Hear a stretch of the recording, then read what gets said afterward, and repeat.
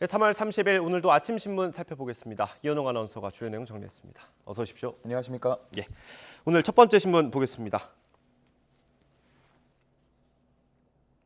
네, 새 정부 총리 얘기인 것 같습니다. 안철수 위원장이 사실 유력하게 거론이 됐었는데 본인이 직접 안 하겠다고 했나 보네요. 그렇습니다. 저희가 앞서서 리포트로도 전해드렸는데 몇몇 신문이 안철수 위원장을 주목하고 있었습니다. 예. 보시는 건 동아일보인데요. 안철수 위원장이 어제 늦은 오후에 윤 당선인을 찾아가서 면담을 진행했고 이 자리에서 본인의 뜻을 밝혔다고 합니다. 예. 총리직을 맡지 않을 것이다라는 뜻을 밝혔다고 하는데 네. 이르면 오늘 오전에 이런 내용이 발표될 거라는 전망도 나오고 있습니다. 네.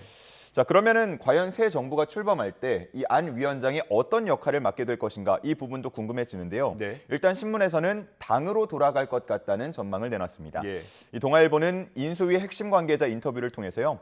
지방선거를 진두지휘해서 선거에 도움이 되겠다고 생각한 것 같다라는 내용을 담고 있었고요. 예. 또 한국일보 같은 경우는 국민의힘 당권에 도전할 것이다라고 관측을 하고 있었습니다. 네. 자, 그러면 그 다음에 궁금해지는 게 그러면 과연 총리는 누가 맡을 것인가 이 네. 부분인데요. 발표는 4월 3일이 유력한 것으로 전해지고 있고 현재 유력하게 거론되고 있는 후보군은 한덕수 전 총리, 김한길, 박주선 위원장 등이 거론되고 있습니다. 예, 여러 사람이 거론되지만 인사는 사실 발표돼봐야 아는 거니까요. 그렇죠. 그때까지 좀 기다려보고요. 다음 기사 보겠습니다.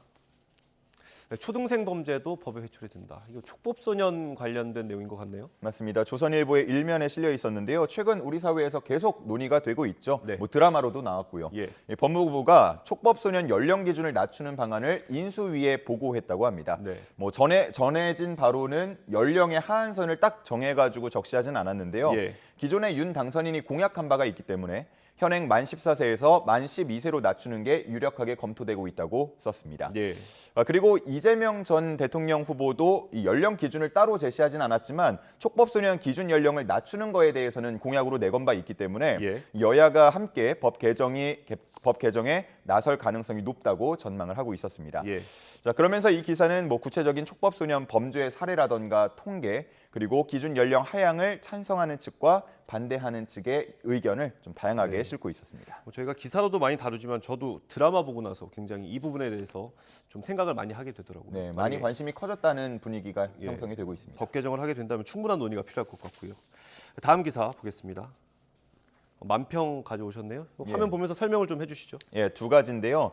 최근에 이제 이준석 대표의 입과 관련해서 계속 예. 언론이 주목하고 있습니다. 왼쪽에 나와 있는 게 중앙일보 만평인데요. 장애인 권리를 주장하는 장애인 단체가 이 휠체어를 타고 있는 모습이고요. 예. 그리고 맞은편에는 이준석 대표라고 써 있는데 사람 인물은 없고 무언가 이제 물건만 하나 덩그러니 예. 놓여 있는 모습입니다. 이게 자세히 보면은 아이들이 걸음마 연습하는 보행기 같이 예, 보이는데요. 그렇네요. 이게 뭐 해석하기 나름일 수 있겠지만 예. 아마도 이준석 대표가 이번에 한 말들이 좀 성숙하지 못했다. 뭐 이런 비판이 아닐까 지금 해석이 나오고 있습니다. 예. 자, 그리고 오른쪽에 있는 한결의 만평도 함께 보시죠. 장애인이 투명 인간으로 표현이 된 모습인데요. 예. 여기에 뭐 혐오라던가 비난, 협박이 덕지덕지 묻어 있는 모습 보실 수 있습니다. 예. 이제서야 우리가 보이는갑네, 우리가 이렇게 지금 얘기하고 있는 모습 보실 수가 있습니다. 예. 어제 대통령직 인수위가 이 단체를 찾아가서 면담을 진행했고요. 이제 지하철 시위는 멈추고 삭발투쟁으로 전환하기로 했죠. 예. 장애인 단체는 인수위의 책임 있는 답변을 기다리겠다라고 한 상태고요. 자, 그럼에도 불구하고 이준석 대표 여전히 강경한 입장을 내세우고 있습니다. 예. 이에 대해서는 당 안팎에서 비판의 목소리가 계속해서 지금 나오고 있습니다. 예, 아무래도 이 여당 대표가 될 사람이기 때문에 좀 예. 갈등을 키우는 모양새가 안 좋다 이런 비판들이 많았던 것 같아요. 그렇습니다. 다음 신문 보죠. 네, 일본 관련된 기사입니다. 일본이 또 억지를 부리고 있습니다. 내용 어떻습니까? 그렇습니다. 어제 일본이 이제 심의를 통과한 14종의 역사 교과서를 공개를 했는데 이 내용을 보니까 뭐 역사 왜곡, 부정적 역사 지우기에 본격적으로 나선 모습이었습니다. 네. 특히나 올해는 이 역사 왜곡이 더 노골적으로 이루어졌다. 이런 지적이 나오고 있는데요. 일제강점기 조선인 노동자가 강제 연행됐다라는 표현 대신에 동원됐다 이렇게 예. 썼고요. 종군 위안부라는 본인들이 원래 썼던 표현 대신에 예. 위안부라고 수정을 한 모습도 볼 수 있었습니다. 이 기사에 표도 하나 나와 있는데요. 이 표는 일본이 교과서에서 역사 왜곡을 했던 지난 사례들을 정리해 둔 건데 2017년 이후에 나온 것만 해도 이렇게 많습니다. 대부분은 독도 영유권을 주장하는 내용이었고요. 예. 이번에 역사 왜곡할 때에도 역시나 이 독도를 본인의 땅이라고 강조하는 내용이 아주 많았습니다. 교과서 심의 결과에 대해서 우리는 주한 일본 대사관 총괄공사를 초치해서 항의한 모습이었는데 예. 지금 새 정부 들어서면서 약간 이제 우호적인 분위기로 나서자 이런 얘기가 오고 가지 않았습니까? 예. 근데 뭐 처음부터 좀 사이가 가까워지기는 힘든 모습입니다. 그러게요. 저도 이런 기사를 많이 전하면서 느끼는 건데 이게 매번 반복되는 일이고 또 우리는 초치해서 항의하는 것밖에 할 수가 없어서 좀 답답한 것 같습니다. 예. 새 정부에서 좀 해결책이 있으면 잘 마련해서 했으면 좋겠습니다. 다음 기사, 경제면에 있는 기사입니다. 이 부동산 기사에 이렇게 그래프가 나오면 사실 무섭습니다. 어떤 맞습니다. 내용이에요? 그래프가 늘 항상 보면은 위쪽을 향하더라고요. 예. 지금 보고 계신 그래프는 작년 서울 아파트의 전세와 월세 가격 변동률 그래프인데요. 지난 4분기 기준입니다. 월세는 3분기에 비해서 9.6% 올랐고 전세는 3분기에 비해서 3.1% 오르는 모습이었습니다. 특히나 여기서 이제 월세 가격 상승률이 눈에 띈다라는 거를 강조한 그래프인데요. 예. 이 가격만 가파르게 오르는 게 아니라 전월세 시장에서 월세가 차지하는 비중이 이제는 40%를 넘어서기까지 했다라고 써 있습니다. 예. 임대차법 시행 전과 후를 비교했더니 전에는 20%대였던 게 이제 후에는 40%를 넘어섰다. 뭐 이런 얘기를 하고 있는 거고요. 예. 또 기존의 전세였던 계약을 월세로 바꾸는 비중도 올 1월 기준 18.4%까지 늘어났다라고 썼습니다. 이 기사에서는 임대차법 시행 2년이 되는 올 7월에 시장 혼란이 더 가중될 수 있다는 우려가 나오고 있다고 썼습니다. 네, 지금 인수위에서 이 관련 내용을 검토 중이라고 하죠. 예. 예, 뭐 대책이 어떻게 나올지 한번 지켜보겠습니다. 다음 기사 보겠습니다.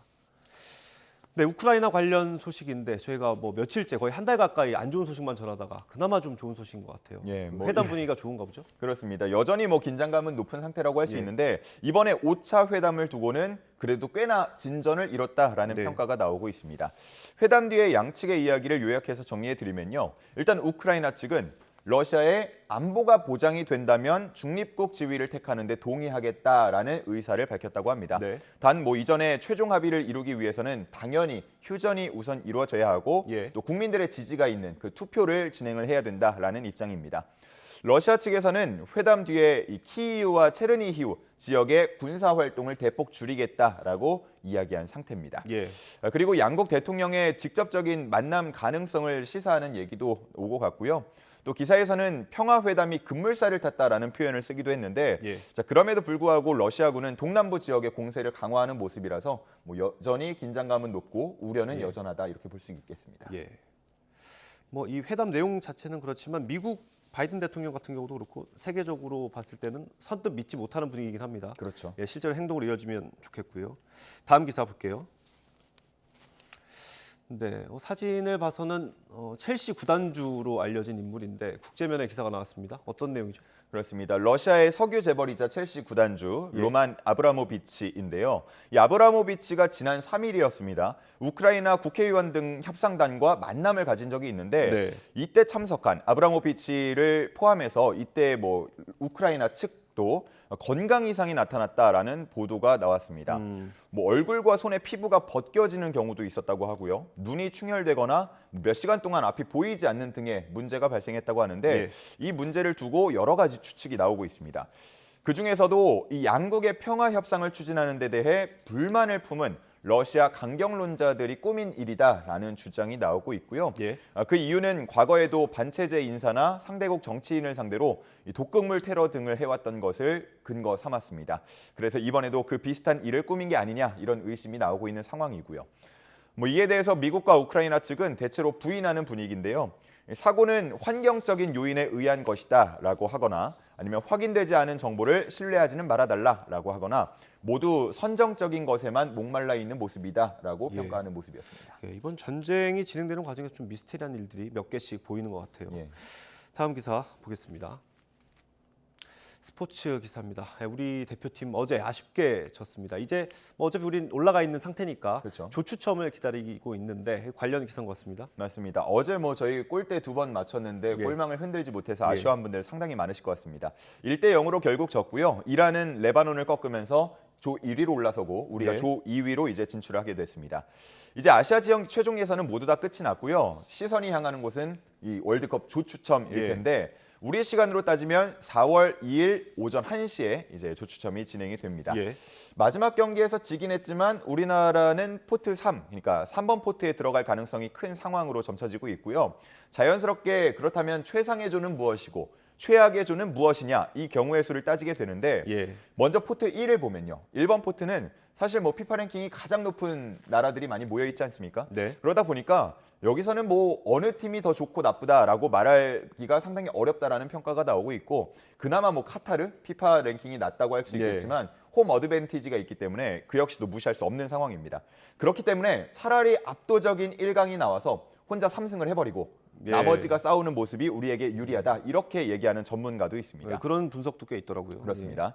그리고 2번 포트가 그럼 중요하다고 볼 수 있겠는데 여기는 좀 전력들이 차이가 납니다. 최상은 미국을 만나는 거라고 했고요. 예. 최악은 독일이나 네덜란드를 만나는 거라고 했습니다. 예. 사실 독일은 우리가 지난 월드컵에서 2대 0으로 또 승리한 바 있기 때문에 예. 만나면 기분 좋은 거 아니야? 라고 보실 수도 있겠는데요. 독일이요, 그때보다 지금 훨씬 더 전력이 발전했다고 합니다. 그렇기 때문에 당연히 경계 1순위가 되겠고요.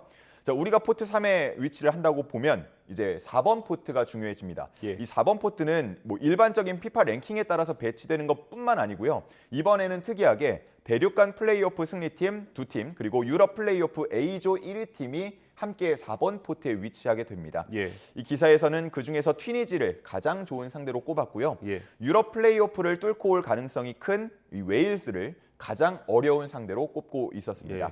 예, 과연 조추첨이 어떻게 나올지 정말 궁금한데 이제 며칠 남지 않았거든요. 아마 예. 새벽에 또 뜬 눈으로 예. 이 조추첨 바라보시는 분들 많으실 것 같습니다. 아마 이 대회가 시작돼도 경우의 수를 따지는 머릿수는 계속 돌아가지 않을까 싶습니다. 네, 마지막 기사 보겠습니다. 제가 뭐 방송 전에도 여쭤봤는데 이 사진이 저는 기억이 납니다. 아마도 제가 기억이 난다는 건 뭔가 추억과 관련된 기사일 것 같아요. 예. 네. 뭐 얼마 전에 저희가 포켓몬빵 열풍에 대해서도 말씀을 드렸는데 그야말로 요즘 문화산업계에 이 레트로 열풍이 크게 불고 있습니다. 네. 이 레트로 열풍이 도서업계에도 찾아온 모습인데 사진에 나와 있는 책 말씀하셨듯이 90년대에 큰 인기를 끈 괴담집입니다. 예. 뭐 빨간 휴지 줄까 파란 휴지 줄까 이 내용이 나왔던 괴담 공포 특급이고요. 지금은 절판된 상태였는데 최근에 이 공포 특급을 예전의 그 표지 디자인, 예전의 그 본문 서체를 그대로 살리면서 재출간하는 모습이었습니다. 그리고 오른쪽에 나와 있는 거는 왼쪽이군요. 왼쪽에 나와 있는 거는 마음의 사냥꾼이라는 그 책인데요. 예. 직역이 좀 촌스럽게 느껴졌는지 사실 마인드 헌터라고 바꿔서 그동안 출간을 해왔거든요. 네. FBI 수사관 존 더글라스의 회고록인데 이게 예전의 이름을 다시 찾았습니다. 그래서 마음의 사냥꾼이라는 모습과 함께 인물이 크게 들어가 있는 표지를 보실 수가 있습니다. 예. 이렇게 뭔가 추억 소비를 하기 위해 나서는 소비자가 많아지면서 독자들의 요청에 따라서 절판 도서를 그 모습 그대로 재출간하는 경우가 도서업계에 이렇게 많아지고 있다고 합니다. 예. 저는 기사를 본 김에 공포 특급 한번 사서 봐야겠습니다. 좋습니다. 오늘 말씀 여기까지 듣겠습니다. 고생하셨습니다. 감사합니다.